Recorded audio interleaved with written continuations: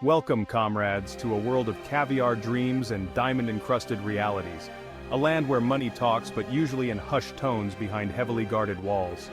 This is the realm of Russia's ultra-rich, where oligarchs roam free, their pockets overflowing with more rubles than you can shake a Fabergé egg at.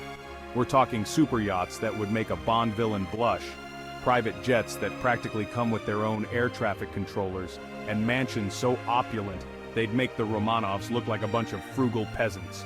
But behind this glittering facade of wealth and excess lies a darker, more complex story. A tale of political intrigue, ruthless ambition, and the ever-present shadow of the Kremlin. Tonight, we delve into the lives of these modern-day czars, exploring the dizzying heights of their fortunes and the precarious tightrope they walk in the court of Vladimir Putin. Buckle up, because things are about to get interesting. Identifying Russia's wealthiest family is like trying to find a single snowflake in a blizzard. It's a constantly shifting landscape, with fortunes rising and falling faster than the ruble against the dollar. One day you're on top sipping champagne on your mega yacht, the next you're on the run, your assets frozen, your name whispered in the corridors of power. Some families, like the secretive Rotenbergs, have built their empires on construction and infrastructure, their fortunes intricately intertwined with government contracts. Others, like the Vekselbergs, made their billions in aluminum and oil, riding the wave of Russia's post-Soviet economic boom. But no matter the source of their wealth, one thing remains constant: the looming presence of Vladimir Putin. Let's be honest, folks, nothing screams "I've got more money than I know what to do with" quite like a super yacht. And when it comes to these floating palaces, the Russian elite spare no expense. We're talking vessels longer than football fields, complete with helipads, swimming pools, and enough champagne to sink a smaller vessel. Roman Abramovich, the former owner of Chelsea Football Club, was known for his fleet of mega yachts, including the Eclipse, a 533-foot behemoth rumored to have its own missile defense system. But why stop at sea when you can rule the skies as well? Private jets are practically a necessity for these globe-trotting billionaires, whisking them off to exotic locales and high-level meetings. From customized Airbus A340s to sleek Gulfstream G650s, these flying mansions are outfitted with everything from private bedrooms and gourmet kitchens to gold-plated fixtures and in-flight movie theaters. And let's not forget about the real estate portfolios. From sprawling estates in London and the French Riviera to secluded villas on the Italian coast, these oligarchs collect luxury properties like they're going out of style. Now you might be wondering, how did these individuals amass such obscene wealth in the first place?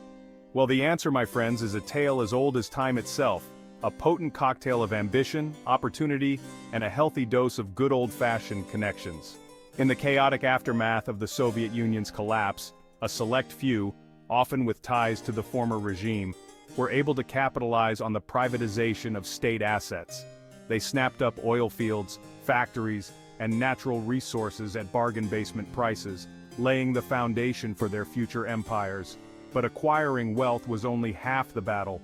Holding onto it, and more importantly, growing it, required navigating the treacherous waters of Russian politics. And in the world of Putin, that meant forging alliances, making concessions, and knowing when to toe the line. Section 5. Whispers of political machinations. In Russia, the line between business and politics is about as clear as a bottle of Stolichnaya after a 3-day bender. Oligarchs and the Kremlin have always enjoyed a mutually beneficial, albeit somewhat tense, relationship. Putin, eager to consolidate his power and rebuild Russia's economy, relied on the oligarchs' wealth and influence to achieve his goals. In return, these tycoons were granted access to lucrative government contracts, favorable regulations, and protection from pesky things like competition and the rule of law.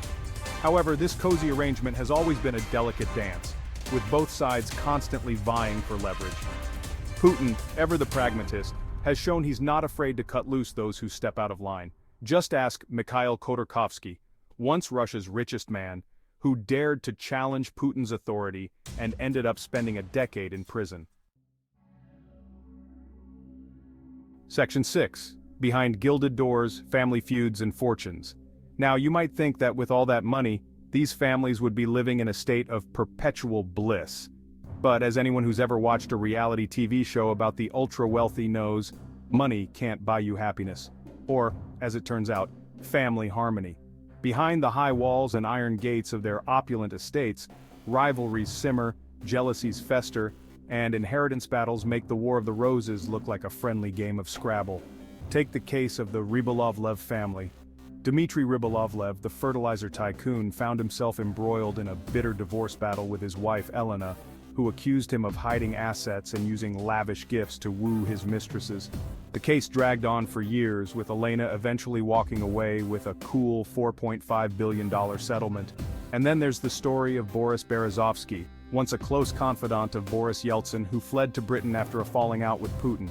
He was found dead in his Berkshire mansion in 2013, the circumstances of his death shrouded in mystery.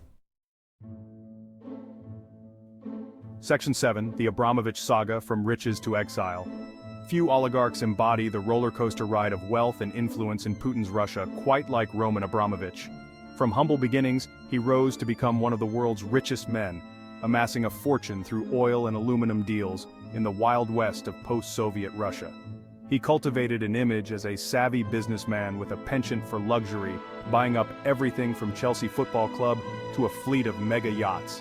But Abramovich's close ties to the Kremlin proved to be both a blessing and a curse. When Russia invaded Ukraine in 2022, Western sanctions rained down on Putin's inner circle, and Abramovich found himself caught in the crosshairs. His assets were frozen, his beloved football club was forced into a fire sale, and he was effectively exiled from the UK. The Abramovich saga serves as a cautionary tale of the fleeting nature of fortune and the risks associated with getting too close to the Sun King of Russian politics. Section 8. The Litvinenkos, a tale of betrayal and poison. If there's one story that encapsulates the deadly stakes involved in crossing Vladimir Putin, it's the tragic fate of Alexander Litvinenko. A former officer in the FSB, Russia's successor to the KGB, Litvinenko became a vocal critic of Putin's regime, accusing the Russian government of corruption, human rights abuses, and even orchestrating the bombing of an apartment building in Moscow. Forced to flee Russia, Litvinenko sought asylum in the UK, where he continued to speak out against Putin. However, his defiance came at a heavy price. In 2006, Litvinenko was poisoned with polonium-210, a rare and highly radioactive substance, in a London hotel. He died 3 weeks later, his agonizing death sending shockwaves around the world. A British inquiry concluded that Litvinenko's murder was probably approved by Putin himself, a chilling reminder that in the world of Russian politics, dissent is often met with deadly consequences. Section 9. The Karamovs, navigating the seas of sanction. Suleiman Karamov, a billionaire with a taste for the finer things in life, found himself in hot water following Russia's invasion of Ukraine. Known for his lavish parties, his super yacht, and his ownership of Anssi Makachkala, a Russian football club, Karamov became a target of Western sanctions. The U.S. Treasury Department accused him of being acting for or on behalf of the Russian government and slapped him with sanctions, freezing his assets and restricting his travel. Undeterred, Karamov seemed to play a game of cat and mouse with the authorities, moving his assets around and trying to stay one step ahead of the sanctions enforcers. His super yacht, the Amadea, embarked on a globe-trotting adventure, popping up in various ports before eventually being seized in Fiji at the behest of U.S. authorities. The Karamov saga highlights the challenges of enforcing sanctions against individuals who have the resources and the will to evade them. Section 10. Living on the precipice. The price of opulence. So there you have it, folks. A glimpse into the world of Russia's wealthiest families. A world of unimaginable riches, where private jets and super yachts are considered mere playthings, and where fortunes can be made and lost overnight. But beneath the veneer of glamour and excess lies a darker reality.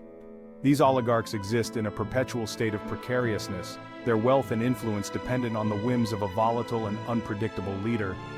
They are both beneficiaries and prisoners of the system they helped create, their fates inextricably linked to the man in the Kremlin. And as the Litvinenko case tragically demonstrates, the price of crossing that line can be steeper than any luxury yacht or private island. Section 11. A legacy of wealth and uncertainty. The story of Russia's wealthiest families is still being written. Their fortunes, built on the ashes of the Soviet Union, have been shaped by ambition, opportunity, and a healthy dose of ruthlessness. They have amassed unimaginable wealth, but their lives are also defined by risk, uncertainty, and the ever-present shadow of the Kremlin. As the world watches Russia navigate a new era of geopolitical tensions, one thing is certain: the fate of these oligarchs will continue to be a source of fascination, speculation, and perhaps even a touch of morbid curiosity. After all, nothing quite captures the imagination like a tale of wealth, power, and the potential for a spectacular downfall.